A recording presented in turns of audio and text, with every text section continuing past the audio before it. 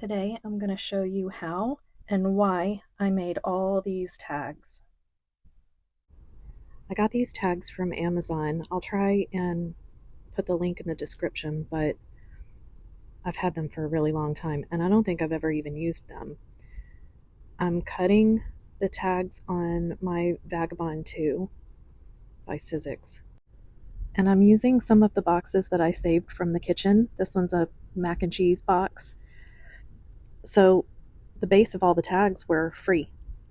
I like free.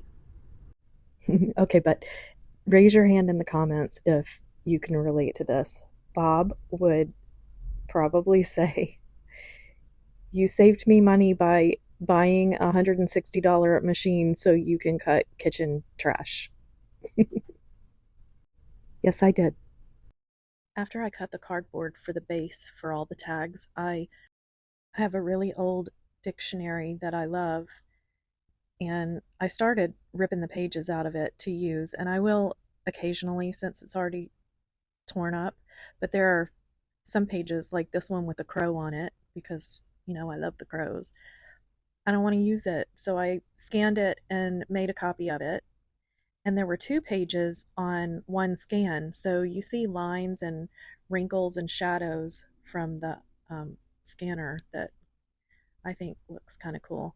And this piece that I'm gluing now, it has a cute little sunshine on it, and I don't know why I covered it, but we have lots of Annie's macaroni, so I'll have to snag a few suns off of the next boxes after Skylar's done eating it.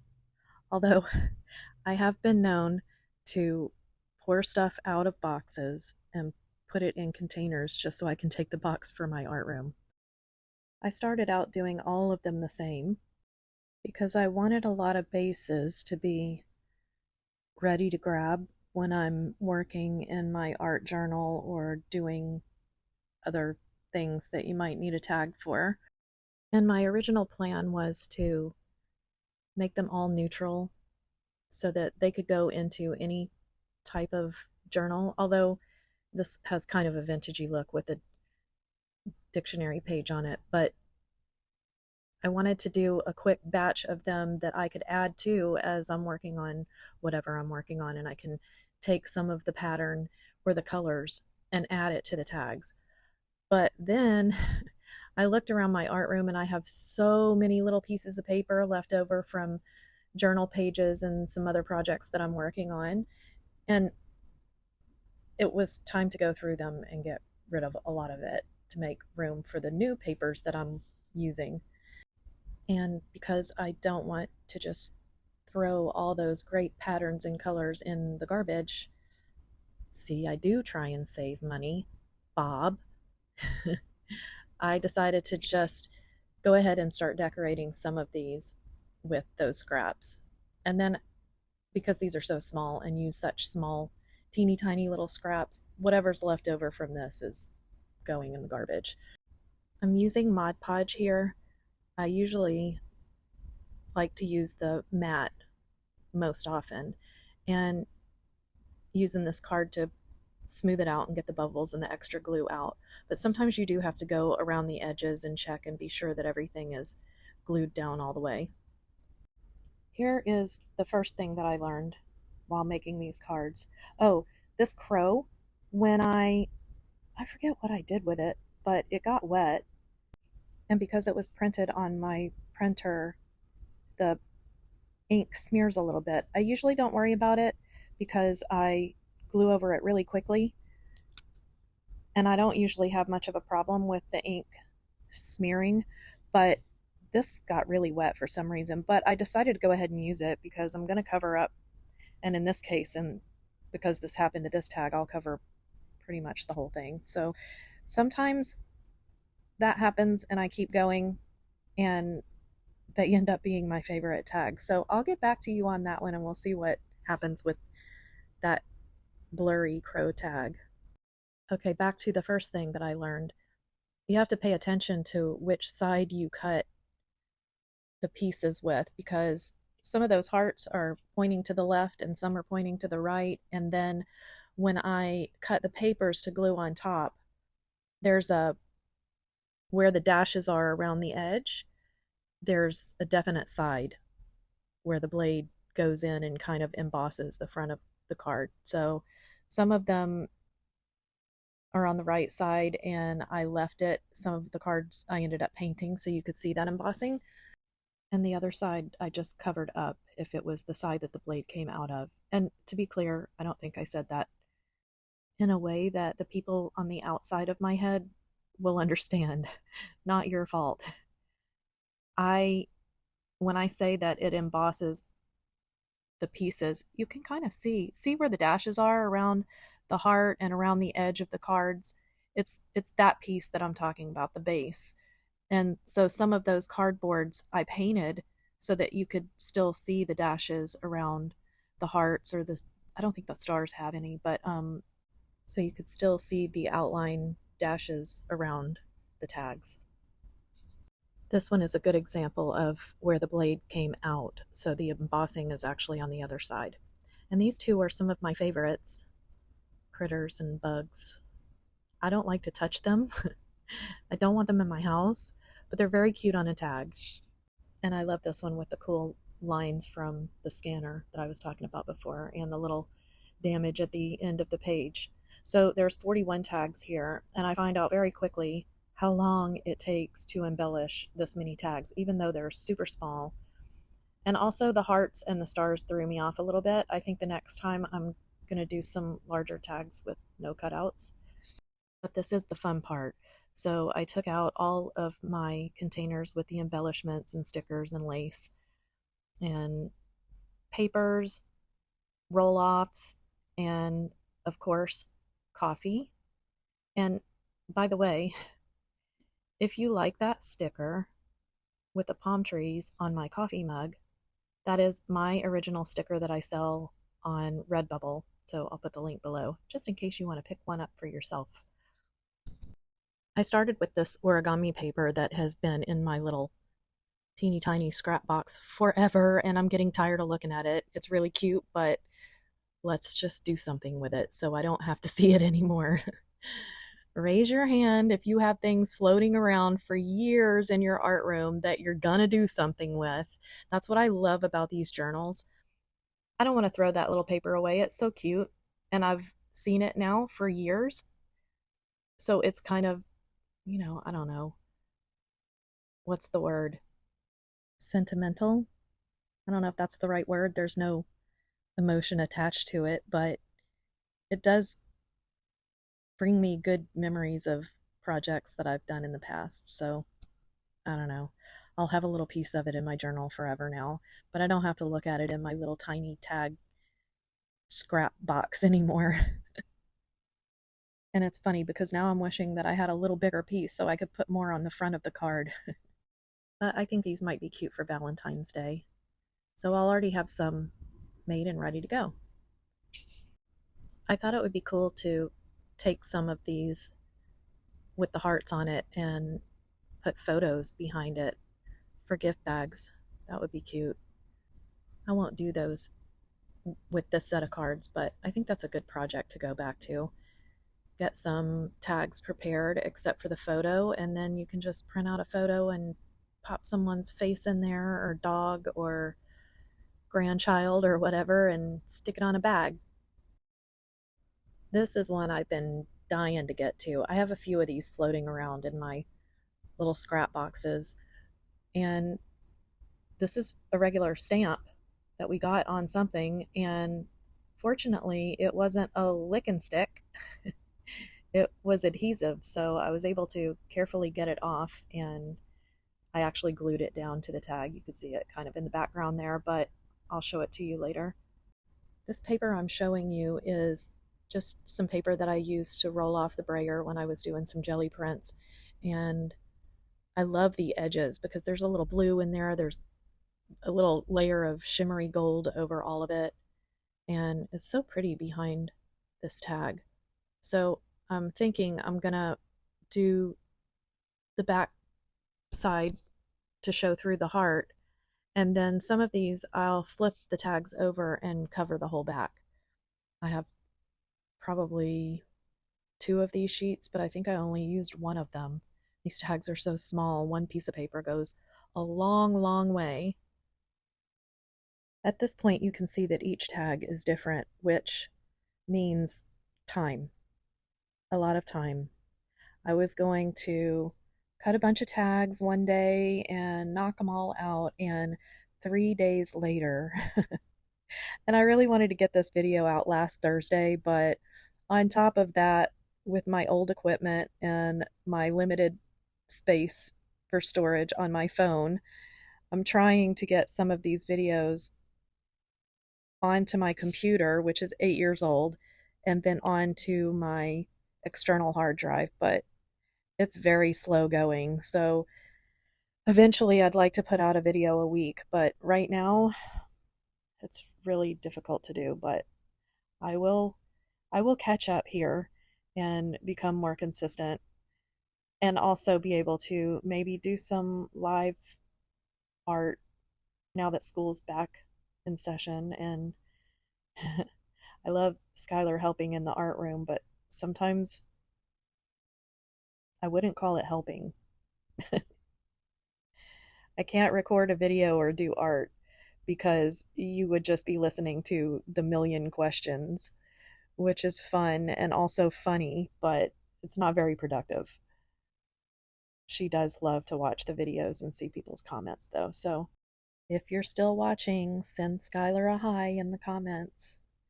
I will try to film her reaction and post it in a short. If you are still watching, thank you, and would you mind hitting the like button, because I've learned a few things since I've started YouTube, and the algorithm loves when people like the videos. It also likes it when you watch the entire video. What that means for me is that I have to constantly try and think of things that might be interesting to all of you, so you could help me out by just telling me what you want to see, and I'll do my best to make a video to show you. The paper I'm working with now is just an old book that I keep by my workspace, and when I'm painting and I want to take some of the paint off of the brush, I just brush it on that book the same way I would do with the brayer if I was doing a jelly print. And then at night, I take those sheets with the paint on them and also some of the tissues that I roll off and sit in front of the TV and just draw all over them. So they make really great backgrounds for ATCs and tags and journal cards. It's also a great way to use up some paint if you've put paint on your palette and you're not going to be able to save it and there's a little bit left. I just take a few of those pages and slap on the paint, let it dry, and then draw all over it. Kind of gives me some big Denise Love and Ceri the Crafter vibes with the masterboards. If you haven't checked them out, I know I've mentioned them before because they're some of my favorites, and now I'm binging on 49 Dragonflies. Barbara, she is so creative and seems so sweet. I just love watching her videos. And shout out to my traveling journal collaboration group. I can't wait to bring you the video for that. So my new friend Stacy, started the collaboration, and I believe there's 9 of us, and we all prepared a journal and sent it to the next person, and it'll rotate all the way around through everyone until we get our original journals back, with each person contributing to each journal. I'm so excited, and we're having so much fun. It's kind of cool to have a group conversation going on and everybody says hello to each other in the morning. It's so fun. I don't know, though, how some of these ladies on TikTok can be part of so many groups, because because it's new to me, I'm still a little nervous about it. I don't want anybody's journal getting ruined while it's in my house, so I've been keeping it up high so little hands and dog faces can't touch them. But it's super fun. I've only received one so far. I did my work in it and sent it off. But it is so cool to actually have the artwork that you're seeing on TikTok in your hands and able to flip through it and check out what someone else did. As you can see, I found this dimensional magic and thought I would try it out here, and what a great addition that is to these cutouts. I love it. And I'm going to show you more now. The next clip was added days later, so I might repeat myself, but here's the final set of tags. Okay, I've decided that I'm done with these. Some of them are covered on the back, and some already have a little bit of embellishment on them, although I try and keep it minimal because I don't know what kind of book it's going to go into, so I don't want to make it too bulky. So some of them I finished because I just felt like finishing them, and some of them I just did the tag and then covered the back, and then I found this really cool idea. I put the 3-dimensional paint, here's the bottle, in those spots, and it came out really cool in the cutouts. So I'll show you each one. And so the ones I didn't do anything on the back, or maybe didn't finish them on the front, that way if I'm working on something and I want to add some of the pattern paper that I'm using, I can add it to something that's already halfway done, and it saves a lot of time. So this was just, what is that paper called? Origami paper. And some string, because I just pulled out the sewing machine and I'm so excited that everything worked out. I'm going to make tags using the sewing machine. So this one, I love the, I don't know why I love the bugs and the birds and all the ones that have little creatures on them. I added some tissue paper here, and these are blank on the back, so I can add something later.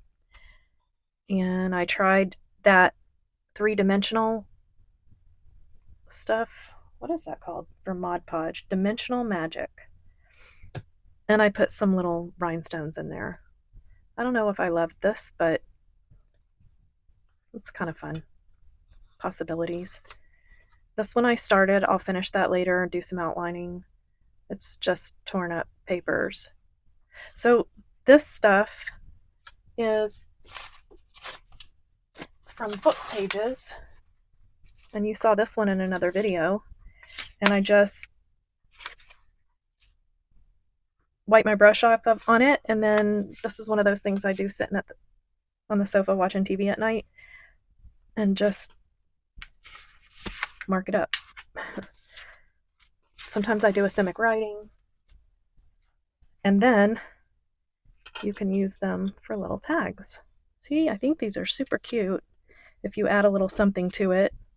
This has the paper that I was working with. This is a dictionary page that I printed. This is the one that I was showing you early in the video, how the damage on the book comes through in the paper. It looks so cool. And then this one, I thought, I don't know what box, it's something out of the kitchen, and it's such a pretty red, and I didn't realize it. I did the pink part, that's from this one, and then I realized it's red on the back, but I figured put a little pink on the red, and it'll make a cute little Valentine's tag. So there's those, and these all have paper on the back except for this one. Then this is the stack that I just did minimal stuff to. This has pattern tissue, like a sewing pattern tissue on top that I had rolled off. So there's that gold in there. And then again, I did the dimensional paint inside. Doesn't really help here, but I thought it will keep the gold longer. I did the same thing in this one, but see, most of these have nothing on the back.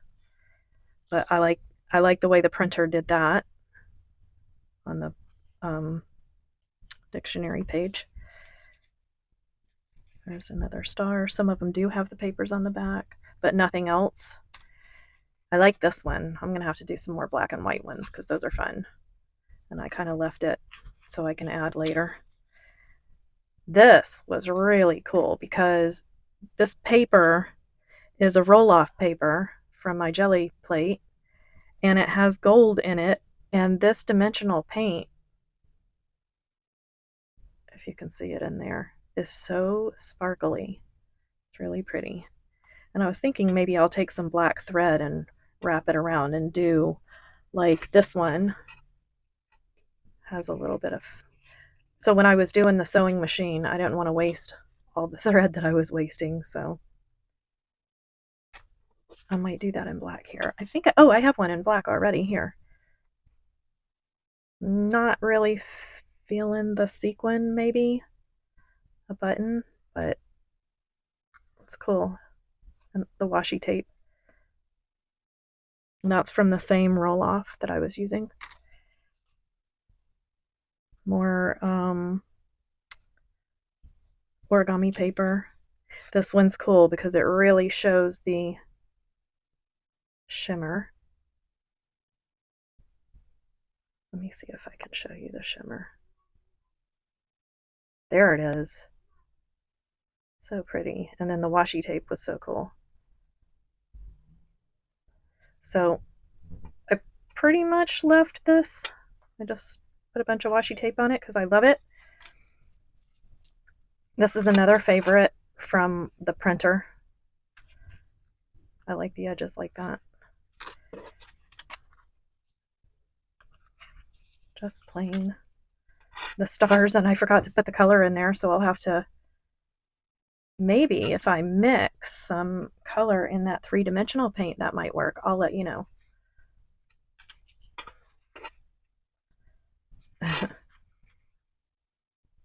Little gator. Oh, there's two. Plain.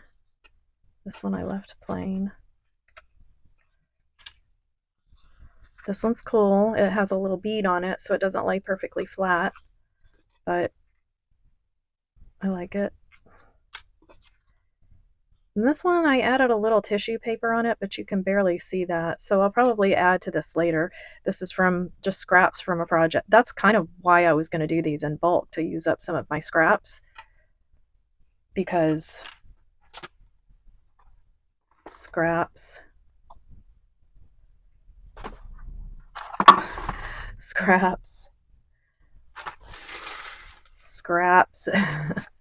there's just so many, and I hate to throw them away, but they get so small.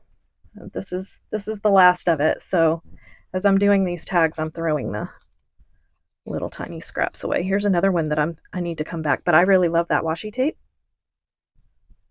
Let me zoom back in because that was a good, love that washi tape. Oh, and I had a printout with lots of stuff from Paris, little clip art stuff, so that was a scrap. And then this one's cool. I painted this one gold and then added the butterfly and the flower.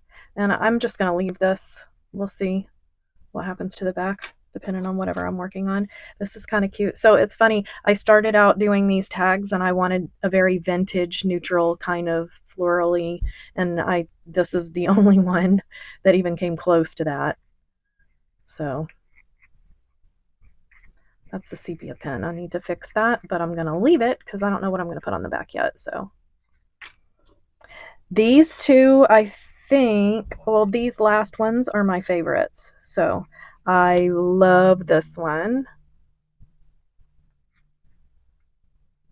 And I'll finish it off later.